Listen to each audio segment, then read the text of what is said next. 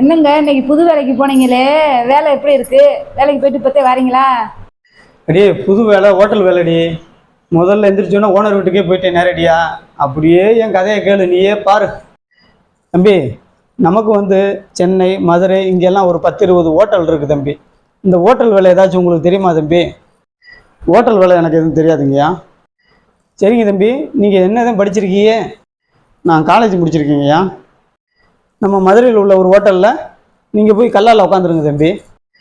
அந்த ஹோட்டலில் எவ்வளோ வருமானம் வருதுன்றதை என்கிட்ட டெய்லி வீட்டில் வருமானத்தை கொடுத்துட்டு போயிடணும் தம்பி. சரிங்கய்யா. ஐயா, நீங்கள் புது பையன் ஒரு பையில கொண்டாந்து விட்டீங்க. அவன் கணக்கு வழக்கில் சரியில்லைங்கய்யா. அது ஒரு 1000 ரூபா எடுத்து பையில் வச்சுருக்காங்கய்யா, பார்த்துக்குங்கய்யா. என்ன தம்பி, நீங்கள் புதுசாக அன்றைக்கி தான் வேலை செஞ்சீங்க, உங்களை பற்றி இப்படி சொல்கிறாங்களே தம்பி? ஐயா, காலையிலேருந்து ஹோட்டலில் உட்காந்துருந்தேன். ஒரு 11:30-12 மணி இருக்குங்கய்யா. டிஃபன் ஐட்டம்லாம் முடிஞ்சிடுச்சு. அதுக்கு பின்னாடி கணக்கு பிள்ளையும் நம்ம போட்டோ மாஸ்டர் இவங்கெல்லாம் எல்லோரும் சேர்ந்து வந்தாக.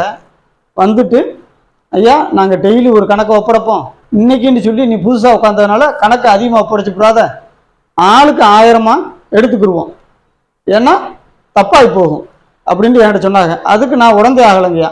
அவங்க ஆளுக்கு 1000 எடுத்துக்கிட்டாங்க. என் பையிலையும் 1000 ரூபாய் வச்சாங்க. எனக்கு வேணான்னு சொல்லி அந்த 1000 ரூபாய் நான் கல்லாலே வச்சுட்டேங்கய்யா. ஐயா, இப்போ அவங்க பைகளை பூரா செக் பண்ணுங்க. அவங்க பையில் 1000 ரூபா எக்ஸ்ட்ரா இருக்கும். அந்த 1000 ரூபாயிலையும் என் கையில் இருக்கும் பாருங்க. ஐயா, இந்த கணக்கு வழக்கில் ஏதோ ஒரு குளறுபடி நடந்து போச்சுங்கய்யா. இனிமேல் அப்படி நடக்காத வரை நான் பார்த்துக்கிறேங்கய்யா. இந்த ஒரு தடவை மன்னிச்சுக்கிங்க. சரிங்க தம்பி, தப்பு அவங்க செஞ்சாவே இருக்கட்டும். இருந்தாலும் அவங்க பழைய ஆளுக, அவங்கள இப்போ திடீர்னு நிப்பாட்ட முடியாது.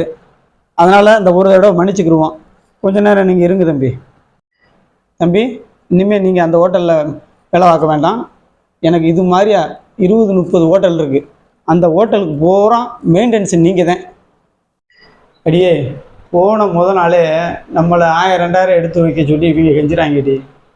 இந்த 1000-2000லாம் எடுத்து நம்ம என்னடி செய்ய போகிறோம்? நம்ம டார்கெட்லாம் வேறடி. அடித்தா கோடியில் அடிக்கணும்டி.